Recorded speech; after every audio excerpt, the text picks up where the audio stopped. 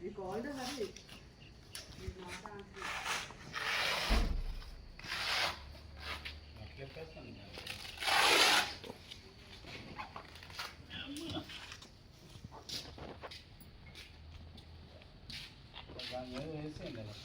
And 2 water bottles are there if you keep her.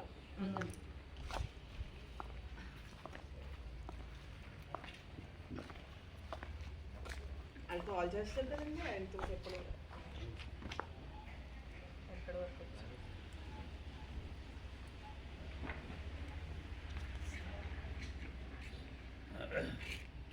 I ordered cake. Cake heaven.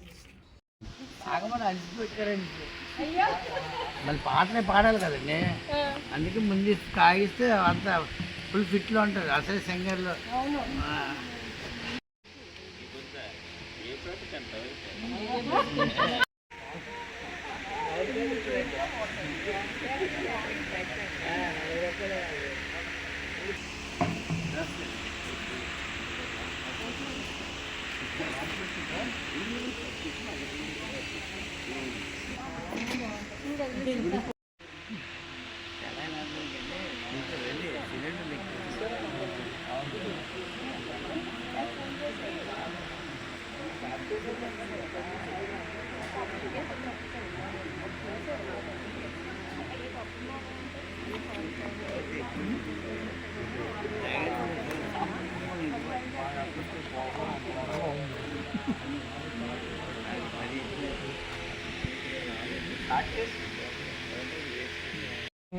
అందుకు వెళ్తున్నదో మీరు సహాయం చేయండి.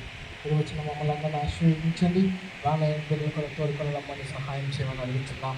ఒకరు వచ్చిన మీ దాసుని మెండే నాకుంటూ నడిపించమని కొడుకుని పెట్టి కుటుంబాన్ని మీరు ముప్పుదాన్ని నోవెంపులుగా ఆశీర్వదించమని మీరే సహాయం చేయమని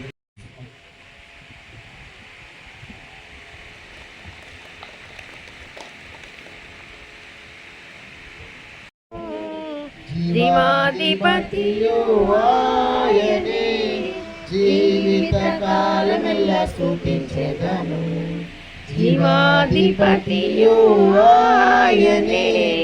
జీవిత కాలమెల్లా స్తుతించెదను ఆయనే నా సంగీతము లెక్కిన నాకు దారిని చూపును చూపుము ఇంటికి నా తండ్రి దూరదేశములోన పాగుందు నన్ను కొనుచు కప్పిది మార్గము అరమిపోయిరి నేను నమ్మిన ఇతులెల్ల కలిమే దరిద్రము దాక్షిణ్యమూర్తిని దయనాపై కురిపించి ధన్యుని చేయుము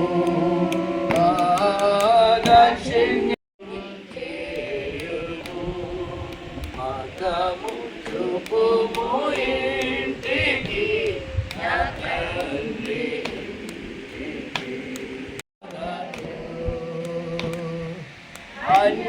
అన్యాయమైపోయే మత్తయి రాసిన సువార్త 6వ అధ్యాయం 5 నుంచి 8 వచనం.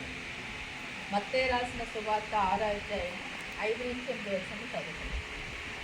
మరియు మీరు ప్రార్థన చేయనప్పుడు వేషధారి వల్లే ఉండవద్దు, మనుషులకు కనబడవలనని సమాజ మందిరంలోనూ వీధి మూలల్లోనూ నిలిచి ప్రార్థన చేయడం వారికి ఇష్టం. వారు తమ ఫలమును పొంది ఉన్నారని నిశ్చయముగా మీతో చెప్తున్నారు. నీవు ప్రార్థన చేయనప్పుడు నీ గదిలోనికి వెళ్ళి తలుపు వేసి రహస్యమందుని తలుపు తీసి ప్రార్థన చేయాలి. అప్పుడు రహస్యమందు చూసి నీ తండ్రి నీకు ప్రతిఫలమిచ్చును. మరియు మీరు ప్రార్థన చేయనప్పుడు అన్యజనుల వలె వ్యర్థమైన మాటలు వంచుకోవద్దు. విస్తరించి మాట్లాడుట వలన తమ పనిని తమ మనవి వినబడినని వాళ్ళు తలంచుతున్నారు.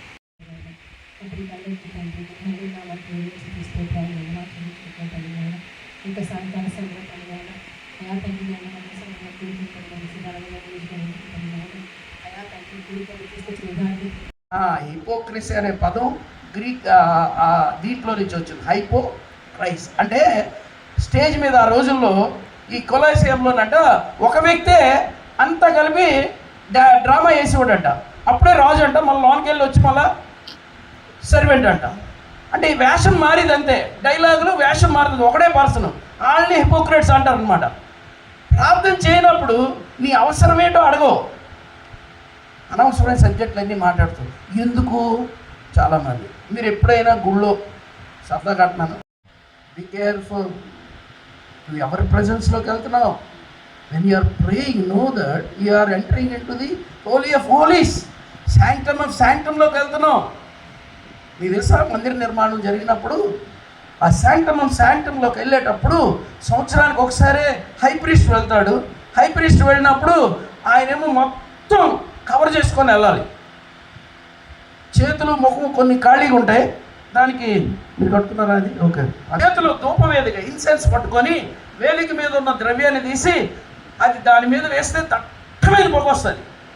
ఇంకొకటి ఏంటంటే ఇన్సైడ్ శాంక్టమ్ ఆఫ్ శాంక్టమ్ ఏమో పిచ్ డార్క్నెస్, కట్టిక చీకటి. అసలు మీలో చాలామందికి తెలియదు, దేవుడు కనబడగానే ఏంజిల్స్ లాగా ఈ లైటింగ్ అన్నీ పెడతారు. దేవుడు లైట్లో ఉండేవాడు కాదు, కట్టిక చీకట్లో ఉండే దేవుడు. ఆయన పాదముల కింద గాఢాంధకారం ఉంది. 12 గంటల నుంచి 3 గంటల వరకు మనం గుడ్ ఫ్రైడే రోజు ఆ ప్రదేశం అంతటా దేశం అంతటా ఏమొచ్చిందంట? కట్టిక చీకటి. ఆ చీకట్లోనే 4 మాటలు యేసు ప్రభు వారి తండ్రితో మాట్లాడాడు. మొదటి 3 మాటలు 12 లోపల ప్రజలతో మాట్లాడాడు. తండ్రి వీరేం చేయొచ్చునో వీరు ఎరుగురు. ఆయనతో మాట్లాడాడు, యోహాన్తో మాట్లాడాడు. ఆ ముగ్గురితో 3 మాటలు మాట్లాడాడు. మిగిలిన 4 మాటలు 12 నుంచి 3 గంటల టైంలో మాట్లాడాడు. ఆ 4 కూడా పిచ్ డార్క్నెస్లో మాట్లాడాడు. ఆయన గాఢాంధకారంలో నివసించే దేవుడు. ఇన్ కేస్ ఏమాత్రం కానీ వెలుగుండి ఈయన కానీ ఆయన చూసినా ఈయన చూసినా స్పాట్లో చనిపోతారు. అందుకే తాడు కడతారు. ఆ తాడు ఎందుకంటే కట్టి గంటలు పెడతారు కిందని. సౌండ్ వినబడితే బెదర్ ఉన్నట్టు, లేకపోతే బెదర్ని తాడు పెట్టి లాగేయాలి, లేకపోతే ఎవడో లోనికి వెళ్తే ఆడిపోతాడు. చాలు దీనికి కిందని తాళ్ళు గంటలు ఉంటాయి. హోలీ ఆఫ్ హోలీలోకి ఎవడ పడతాడు వెళ్ళిపోవడానికి వెళ్తే మర్యాదగా ఉండాలి. అక్కడ ప్రిపేర్ అయ్యి వెళ్ళాలా, సిద్ధపడి వెళ్ళాలి. అందుకే నువ్వు వెళ్ళినప్పుడు అంటాడు, నువ్వు ప్రార్థన చేయనప్పుడు నీ గదిలోనికి వెళ్ళి నీ తలుపేసుకొని రహస్యమందు చూచు నీ తండ్రి నీకు ప్రతిఫలం. కిందకు వచ్చాక ఇంకో మాట అంటాడు చూడండి, 17వ వచనం.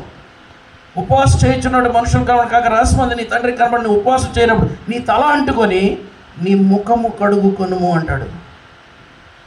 నువ్వు వెల్ ప్రిపేర్ అవ్వాలి, నీవు కడగబడాలి. మోషే పొద్దు దగ్గరికి వెళ్ళిపోతే లాగలగన్నాడు. నువ్వు నిల్చున్న స్థలం పరిశుద్ధం. Leave your chappal. నువ్వు ఎవరి సన్నిధిలోకి వస్తున్నావు? When you are entering into the presence of God, know who is first. ఎవరైనా you cannot talk as if you like. దేవుని సన్నిధికి వెళ్ళినప్పుడు, ఆయన సన్నిధిలోకి వెళ్ళినప్పుడు నీ ప్రవర్తన విషయంలో జాగ్రత్తగా ఉండాలి. Be careful. మీకు అహరోనుకి 2 కుమారులు ఉన్నారు. వాళ్ళిద్దరూ కూడా దేవుని సన్నిధికి ధూపార్తలు తీసుకెళ్ళారు. అన్య అగ్ని వారిని వేశారంట. అగ్ని మీద నుంచి వచ్చి కురిసి వారిద్దరు చచ్చిపోయారు. శాంక్టమ్ ఆఫ్ శాంక్టంలో ఫస్ట్ మర్డర్ అయింది. కారణం ఏంటంటే అన్యాగ్ని అర్పించారు వాళ్ళు. When we are entering into the presence of God, know what you are and who He is. ఈ 2 లేకుండా వెళ్ళదు. లూకాసు వార్త 18వ అధ్యాయంలో యేసు ప్రభువు వారు మీరు విసుకక నిత్యము ప్రార్థన చేయనట్లు ఆయన ఉపమానం చెప్పాడు. ఆ విధవరాలు, దుర్మార్గుడైన అధికారి అంతా చెప్పిన తర్వాత నెక్స్ట్ పారా ఏంటంటే తామే నీతిమంతులు అనుకొని కొందరితో ఆయన ఉపమానం చెప్పాడు. ఆయన లూకాసు వార్త 18వ అధ్యాయంలో తామే నీతిమంతులు అనుకొని కొందరితో ఆయన ఉపమానం చెప్పి ఒక పరిసైడ్ వెళ్ళాడు, ఇలాగా మీదకి ఎక్కాడు, ఆకాశం కళ్ళెక్కి దేవుడితో హాయ్ బ్రదర్ అన్నాడు. నీకు తెలుసు కదా, వారానికి 2 మార్లు ఉపవాసం ఉంటాడు. అక్కడ లేదు, ఒకసారి చేస్తే చాలు. ఇది ఎక్స్ట్రాలు అనమాట. 2 వారానికంట 2 రోజులు ఉన్నాను అంటున్నాడు. అసలు దేవుడు మీరు ఒకసారి ఎప్పుడైనా ఆలోచించి జాగ్రత్తగా ఆలోచిస్తే 40 సంవత్సరాలు అరణ్యంలో ఉన్నారు కదా, దేవుడు వారితో ముందు వెనక ఉన్నాడు కదా. ఎప్పుడైనా ఉపవాసం ఉన్నారంట వాళ్ళు? రోజు ఉదయం మన్నా కూరేళ్ళు తినడం డ్యాన్స్ వేయడం, ఇదే కదా వాళ్ళ పని. ఇంకేం పని లేదు. మీరు ఆలోచించేయండి. ఉపవాసం ఉండవాలి. ఉపవాసం అనేది ఎప్పుడు వచ్చిందంటే మనిషి తన తప్పు చేశాడు అని తెలుసుకున్నప్పుడు ఈ పరిశుద్ధుడైన దేవుడు శిక్షిస్తాడేమో అని భయంతో తను భోజనం మానేసి ధూళిలో కూర్చొని భూమి మీద కూర్చొని ధూళి వేసుకొని తన రిగ్రెట్ని తెలియచేయడం, దట్ ఈస్ ఫాస్టింగ్. అయ్యో I committed a sin, I made a mistake అని చెప్పడం ఉపవాసం ఉండడం. ఈయనంటే వారానికి 2 మార్లు ఉంటాను అంటాడు. అయితే ఇక్కడ అధ్యాయంలోనే ఈ ముందు దాంట్లో ఏం చెప్పాడంటే ఆయన అన్నాడు, మీరు ఉపవాసం చేసినప్పుడు బోర ఊదించొద్దు అన్నాడు. ఏమన్నాడు? మీరు ఉపవాసం చేసినప్పుడు ఏమన్నాడు చూడండి, ఒక మాట చెప్తాను. ఏమన్నాడంటే బోర ఊదించొద్దు అన్నాడు. బోర ఊదించడం అంటే ఏంటంటే వాళ్ళు యూదులు ఏం చేస్తారంటే ఉపవాసం చేసిన మళ్ళా కాదు, మనం ఏమి వండుకో, వాళ్ళు రెగ్యులర్ వంట వండించుకుంటారు. వండి అంత భోజనాలు సిద్ధపరిచి వాళ్ళు తినరు. వాళ్ళు ఏం చేస్తారంటే చుట్టుపక్కల ఉన్న పేదవాళ్ళందరికీ బోరు ఊస్తే వాళ్ళందరూ పేదవాళ్ళందరూ ఆ ఇంటికి వస్తారు, వాళ్ళందరూ తింటారు, వీళ్ళు తినరు. అలాగని భోజనం అంటారు. మనకి భోజనం ఉపవాసం రోజు అయితే మిగిలిపోయే డబ్బులు అనుకుంటాం మనం. యేసుప్రభువు ఆ దీర్ఘమైన కొండ మీద ప్రసంగంలో ఆయన ఉద్దేశం ప్రసంగం చేయడం కాదు, ఆయన ప్రార్థన. స్తుతి స్తుతి స్తుతి స్తుతి స్తుతుల మీద స్తుతులకు పాత్రుడు ఎంతోనో కోటాను కోట పరిస్థితులు పడుచున్న దేవా, ప్రేమగల మా తండ్రి కృపగల నాయన, మరోసారి తండ్రి ఈ సాయంకాల సమయంలో మీ బంగారు పాలుగా నాయన నీకు స్తుతులు స్తోత్రం తండ్రి. తండ్రి ఇద్దరిని దీవించి ఆశీర్దించిన కుమారుని బట్టి కోడలను బట్టి కూడా నీకు వందనాలు తండ్రి. వారి జీవితాల్లో గొప్ప కార్యాలు జరిగించారు తండ్రి నాయన. తండ్రి నాయన వారి తండ్రి ఆమె దాన్ని బట్టి మీ అందరికీ పేరు పేరు చెప్పిన వచ్చిన వారికి, సంఘస్థులకి, మరి జిల్లాలో ఉన్న వారికి, అదేవిధంగా మా ఫ్రెండ్స్కి అందరికీ ప్రత్యేక వందనాలండి. మరి ముఖ్యంగా నేను ఈరోజు మీ అందరికీ తెలుసు అమ్మ బర్త్డే. గత 20 సంవత్సరాలు పైబడే ప్రతి సంవత్సరం ఈరోజు మేము లెంట్ ప్రేయర్ పెట్టుకుంటామండి.